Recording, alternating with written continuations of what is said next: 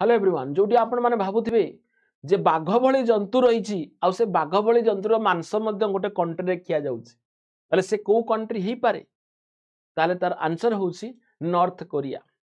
North Korea रे बाघ मान को आक्रमण करा जाउनी बरं बाघर मांस खिया जाउछि तामाने बाघ सहित युद्ध करा जाउनी बरं खाद्य अभाव पड़िछि जेउटी दुर्भिक्ष परिस्थिति चली नॉर्थ कोरिया रे आउ एकछत्रवादी शासन जो नॉर्थ कोरिया रे चली से जगह बाघ मांस परस दि जाउछि। तेबे एई बाघ मांस कहीं परस दि जाउछि ना एते बड़ दुर्भिक्ष कंडीशन आसी पहुंची नॉर्थ कोरिया रे जोटी लोक बाध्य होउचंती बाघ मांस ओध मांस जाकि वाइल्ड एनिमल रो मांस खाइबा पई।